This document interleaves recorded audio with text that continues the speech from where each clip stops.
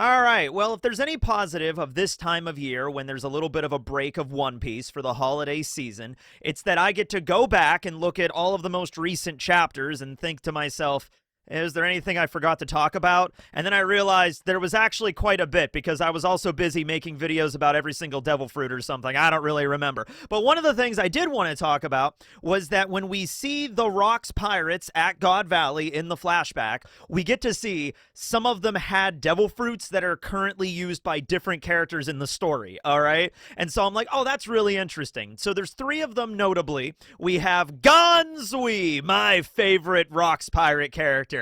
You guys remember all those times I've mentioned Ganzui?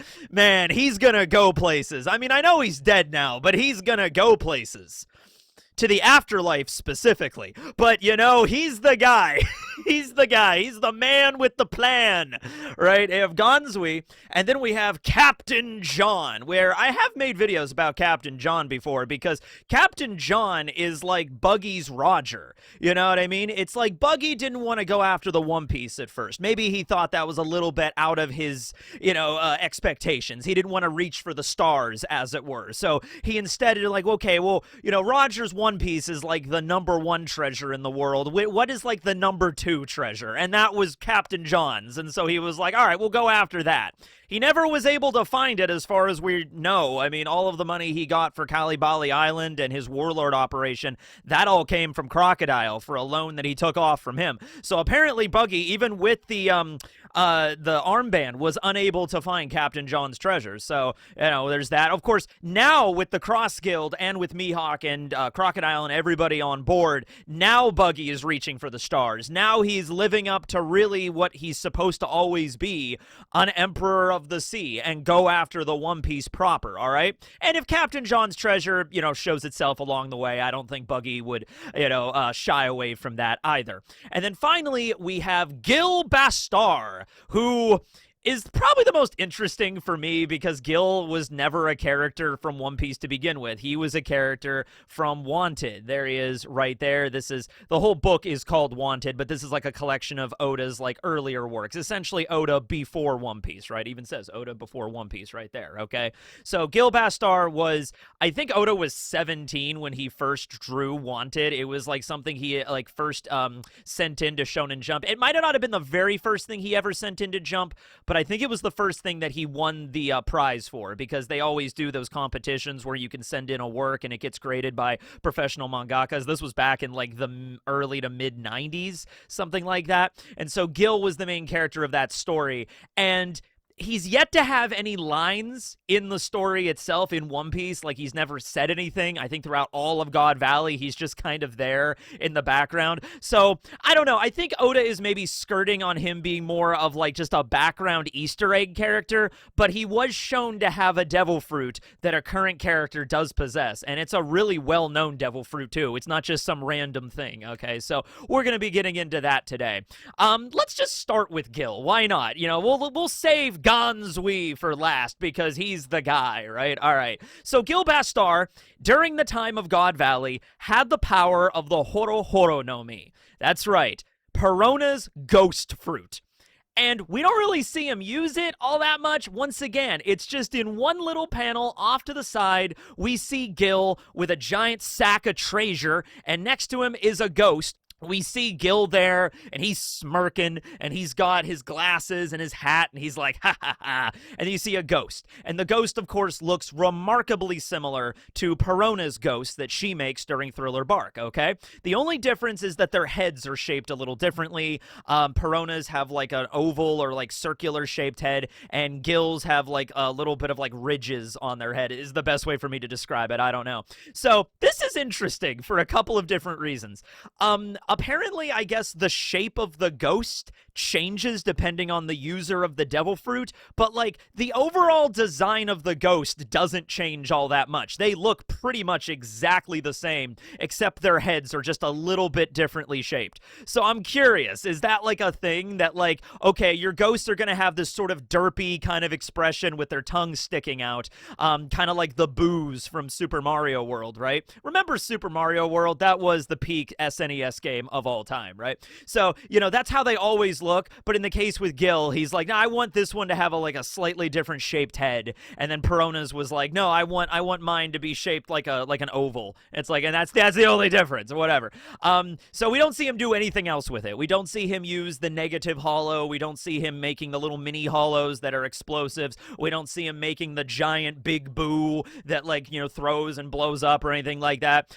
We don't see him doing the astral projection shit or anything like that we saw Perona utilizing. Now, I don't think that's because Gil Bastar is unskilled at using it. It's just we don't see him all that much. Once again, it's like he's just kind of off to the side. I don't even know if, and he's dead now because he's a zombie. He's a general zombie on Thriller Bark. So I don't even really know if Oda's going to do anything else with him beyond just hey, this was the first protagonist of a major manga that I ever put into a story that ended up in Shonen Jump. I'm going to give him at least a bit part to play in One Piece, which is Oda's magnum opus, right? Kind of the same deal with Ryuma, although in the case with Ryuma, he had a lot more screen time during Thriller Bark. Gil Bastar's zombie didn't really last all that long. He looked really cool, but he didn't really last all that long. And then Ryuma did some more stuff, and we get some lore with him at Wano. Not sure if we'll ever find out more about Ryuma. I feel like we probably would. We'll learn a little bit more about, the different centuries past and who were the prominent characters that might have been the contenders to be the Joy Boy or the Poseidon of those eras. Who was the reincarnation of Davy Jones 400 years ago, or, who carried on their will or something like that. Ryuma might fit into that sort of prophecy at some point. Who knows? But with Gil, I think Gil's just supposed to kind of be there just as a little nod to that. The fact that Oda put him in one of the biggest, toughest rumble-tumble pirate crews of all time kind of shows, he cares about the guy. He's strong. Something interesting about Gil, a couple of things, actually. So the first time we see Gil in One Piece is actually during the flashback at Egghead, when we get Kuma's backstory. We see him all the way in the background. He gets a close-up, too. We see, the close-up of Ganzui and Gil, but we also see him way in the background. And notably, Gil has 4 arms. You can see them very visibly there. It's kind of a little obscured, but you can see he has 4 arms. Now, this does make sense, because when we see him at Thriller Bark, when he's reanimated as a zombie, he also has 4 arms, and each arm is wielding a gun. So he's the greatest gunslinger of all time, so that's why he had 4 arms. I would assume it was because of Hogback's, modifications, but no, we see him at God Valley there. However, it seems like Oda retconned that. It seemed like Oda changed his mind or something, because during the God Valley flashback proper that we got during Elbaf with Rocks and everybody, we see Gil a couple of times. He does, in fact, only have 2 arms. So I like to think Oda was kind of going back and forth on that personally. Maybe he was sitting there thinking maybe Gil has 4 arms and that makes him the greatest gunslinger of all time. But then maybe he decided against it because unless his devil fruit was the Hana Hana no Mi, which was a theory, by the way, that he had the Hana Hana no Mi Robin's fruit that allowed him to grow extra arms, or some other kind of devil fruit that allowed him to do that. He was turned into some kind of chimera being by the Op fruit, just like Brownbeard and all of the other people at Punk Hazard. There are ways in One Piece to get extra limbs. It's really honestly not that hard, but there are specific things that need to be, done first, right? You have to have some kind of devil fruit or some ability done to you, right? And so maybe Oda decided I want to give him the Horo Horo no Mi. I want to give him the ghost fruit. And there's a really good reason why Gil Bastar has the ghost fruit. It might seem random. Why does he have that? He's a gunslinger. What does that have to do with anything? It does actually tie back to Wanted, and I'll get to that in a moment. But maybe he also thought if I give him 4 arms while he was still alive, that kind of introduces a whole new race in the One Piece world or something, right? We have the snake necks and the long arms and the long legs and the tontadas and everything. You could have a 4-armed, race in One Piece. That could exist, right? We know that Vanderdecken has 4 arms, but he's a fish man, so maybe that's more of that. I'm not really sure. Either way, Oda, it seemed, decided against it, because we do see Gil a couple of times during Elbaf, and in all times he always has 2 arms, right? And then he dies at some point, doesn't die on God Valley. It seems like he makes it off of God Valley, but gets off of God Valley, dies at some point. His corpse is found by Moria, and it's modified by Hogback. Hogback just grafts on 2 extra arms, and so he can use more guns. That makes perfect sense to me, so I'm okay with that. So Why does he have the ghost fruit? All right. Well, if you've read Wanted, which is interesting, I mean, it's fascinating as just like this is Oda's like one of his first works ever. Okay, it's pretty funny. It's about a gunslinger named Gil Bastar who has this insanely high bounty, and he's walking through a town, and there's this guy I think named Wild Joe, and Wild Joe's like, Gil Bastar's coming into town. I'm gonna kill him or whatever, and then Gil just kind of shoots him without paying attention, just like, oh, you're dead, and just shoots him point blank and kills him. Wild Joe eventually comes back as a ghost and starts to haunt Gil, and Gil's the only person that can see him, and that leads to sort of like a comedic duo between the two of them, right, as he goes off on this adventure, right? And it's just a one-shot, right? That's all it is. But in the one-shot, he has like a ghost companion. And also, fun fact, if you've seen the first One Piece movie, the one with El Drago, no, El Drago or Khal Drogo. No, Khal Drogo is Game of Thrones. Ivan Drago is Rocky 4. El Drago is One Piece Movie 1. There we go, right? The gold guy that could shoot the energy beam out of his mouth, right? That movie. At the end of the movie, at the ending credits, they show a bunch of different color spreads for the One Piece manga adapted into the movie to play during the credits. And there's one during the Wild West, and the camera kind of pans over a little bit, and you see Gil and Wild Joe there. You see him in the background hanging out there. So that's a pretty cool thing. That's the only time he's ever been animated, to my knowledge. There might be some other random episode of One Piece where you see him in the background. But yeah, that's the reason he has the Horo Horo no Mi. It's really nothing else beyond the fact that in his original story, he had a ghost friend or rival or enemy or whatever. Okay. It kind of gives me the vibes of like Dimple from Mob Psycho. Like Dimple's always kind of hanging around Mob and everybody. And it's like sometimes he seems like an ally, sometimes he's more devious, but he's ultimately an ally, but he's also more devious, right? That's kind of the vibe there. Something else, because I was trying to get an image for Gil to use for the thumbnail, I used this one ultimately. This is not Gil Bastar. This was the original character concept art for Sanji. That's right, yeah. Originally, this is what Oda was, kind of like spitballing on the idea of what Sanji was going to look like. Sanji was originally, well, his name was originally going to be Naruto, but there was some other story about an orange ninja that was coming out around that same time, and Oda does know Kishimoto, although I don't know if they knew each other back then. I know over the course of the years of Naruto and One Piece running in Jump, they eventually became friends. I don't know if they were friends at that point, but like because of that, because Naruto was coming out, he decided to change the name of Sanji to Sanji, right? But yeah, he was originally supposed to be like a gunslinger kind of character. And you know what? You could kind of still see that because at certain points in early One Piece, Sanji does use guns. Remember that one scene? Every time I watch this part of the story at Whiskey Peak, it's always so crazy. It comes out of nowhere when Robin is on the ship, and then Usopp takes out, his slingshot, holds the slingshot up to Robin, and then Sanji just pulls out a gun, and he's just like, ha-ha! And then he realizes it's Robin, and it's like awooga, and so immediately Sanji's like, "Wow, you're hot," And then Robin just uses her arms to like knock away the gun and knock away the slingshot and everything like that. But yeah, it's just crazy. Although to be fair, it would be kind of goofy as hell is if Usopp pulls out the slingshot and Sanji just takes out his foot and just has his foot right next to Robin's face, like, "Don't make me use this." So maybe the gun makes more sense. But he uses guns a few other times. There's some kind of artwork where Oda will draw Sanji with guns during film. Strong World. Pretty much everybody uses guns in Strong World at the final, battle there when they break into Shiki's like mansion and castle and all that stuff, right? So yeah, Sanji was kind of originally intended to be a sharpshooter, Old West kind of character, and Oda really loves that archetype, so I can see why.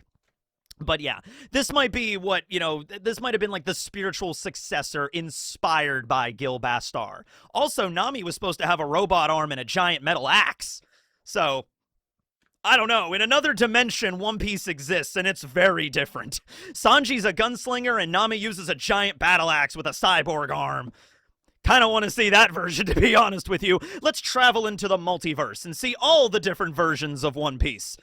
This is a version of One Piece, but it's also crossed with Hamtaro, so they're all hamsters. Okay.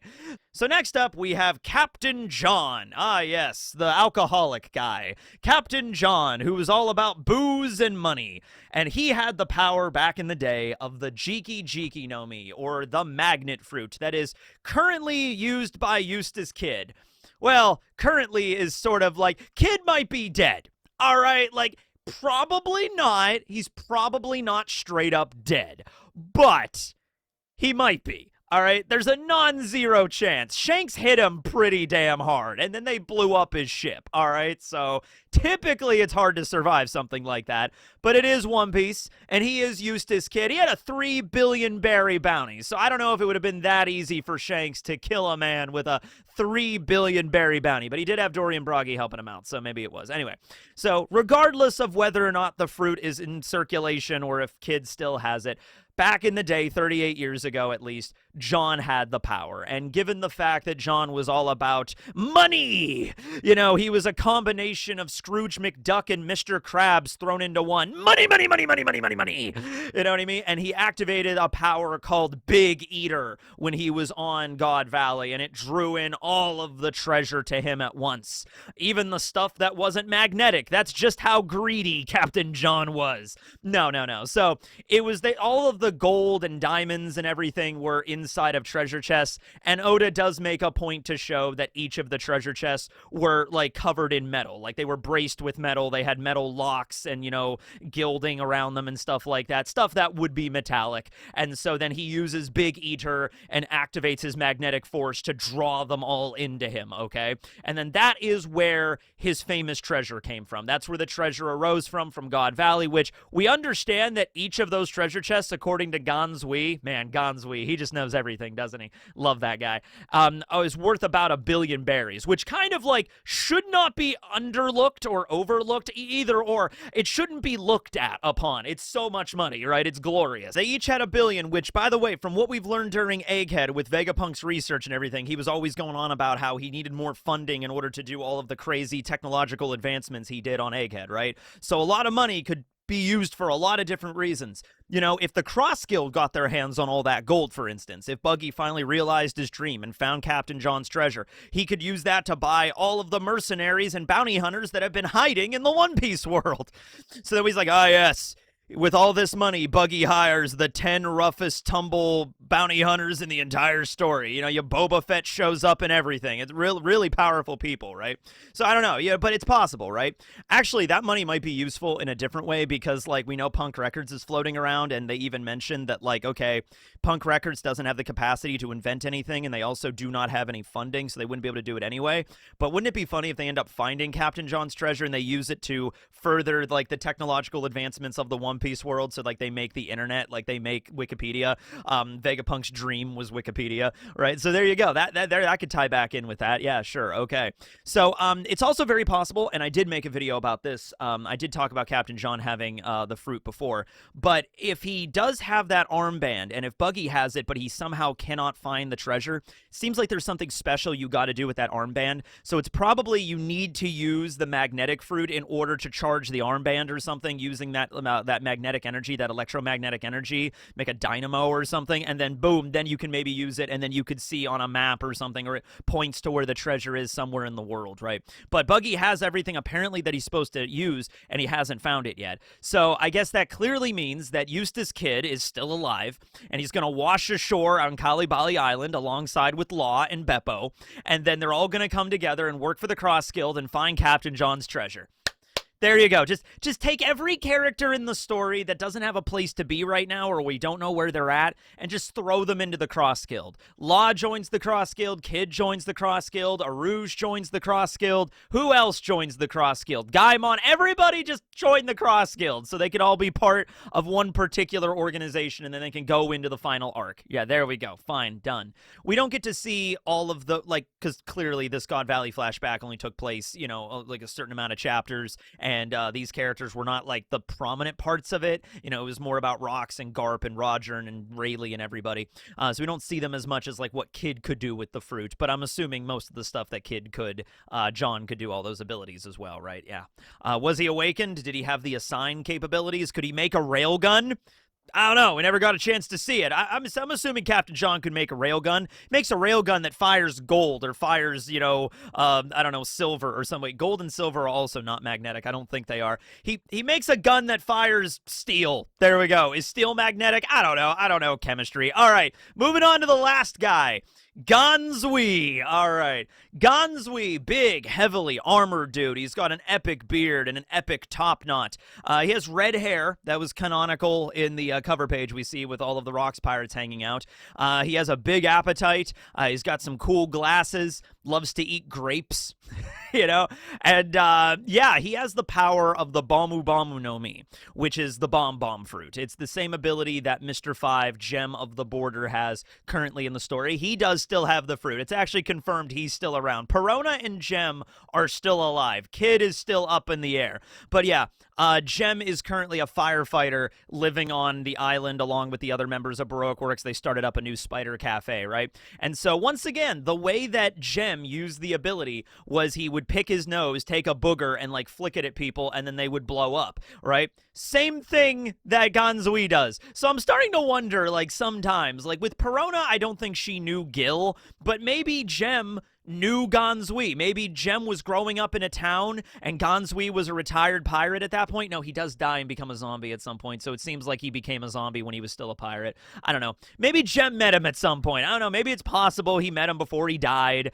and then he taught him the ways of using the booger bombs. It's just like, all right, Gem, this is the way you use this devil fruit. I'm gonna die and get turned into a zombie at some point, so you gotta use this power. I don't really think that's the case. I don't really think the timeline lines up for that actually at all. But yeah, that's the same basic technique, although it did seem way more potent when Ganzui used his abilities, probably just because he's a bigger guy and his boogers were a lot bigger. They were like the size of softballs when he threw them at people, and then boom, giant explosion. Hit Captain John right in the face with one of them. He didn't die though. You gotta remember, like, pretty much everybody on Rox's crew was tough as nails. All right, so even like an attack that might not have killed Captain John is like, oh, that attack was nothing. No, Captain John and Ganzui are both really tough. It's just that Captain John might have had enough endurance to withstand that. That's not the thing that killed him, if nothing else, right? So Ganzui was pretty devastatingly strong dude anyway, so you feel like, if he just utilized all of Gem's abilities, like just goes up to punch somebody, it would like level an entire mountain probably with the explosion. One technique that we actually never got to see with the bomb fruit was the full body explosion that Gem was about to use against Usopp after he shot the Tabasco star into him. He's like, it's too spicy. And so, he got pissed, and then Mr. 5 was just like, okay, well, how do you feel about this? And he like put Usopp in a grapple, and he's like, I'm just gonna blow up. I'm gonna do the whole big boom, and he never got a chance to do that. And so if Ganzui would have done that, it might have leveled the entire island, like the whole island. I know the island got cracked in half and sunk into the ocean anyway, but that might have happened earlier if Ganzui would have done that. And apparently it doesn't kill you. It apparently, like, it's a big explosion, but your body reconstitutes because you are the explosion, I guess. I don't know, which actually leads to a whole other thing. Like, Ganzui blows up, and then, like, you see in the fog, in the smoke, Ganzui's like face or something, like ha ha ha ha ha, and then he like reconstitutes himself. That would actually be a really sick ability there, right? So yeah, I like this idea. I like the idea that Oda went back and went through all these other devil fruits and like, what makes the most sense for Gil to have? Oh, the ghost fruit. What makes the most sense for John to have? Oh, the magnet fruit to absorb all of the treasure. And then when it gets to Ganzui, he's like, well, he's a smuggler. Ganzui is a pirate smuggler from when he was first introduced as. So, I don't know. He just has like a really good offensive devil fruit. Let's just give him the bomb fruit, because it also had to be a fruit that is somebody else using now. So, it's pretty cool. It adds an extra layer of lore to the story. Like, devil fruit reincarnation is a thing. We need to start showing off that, like, yeah, 30 years ago, somebody else had the same kind of devil fruits that they have now with different users, right? Same thing like when we saw the Wano flashback and Higurashi had the Mane Mane no Mi and Semimaru had the Barrier fruit that Bartolomeo has now. So, that's just how that goes. I like the way that Oda does that, and it's interesting that he includes some of these characters with these powers. What other character from the past? I mean, there might have been some other characters like Barbell. Barbell might still be alive. He might have a devil fruit. We never even saw that. So let me know down below some other characters from the past that might have a current devil fruit in the story. Let me know. Techie 101, signing out.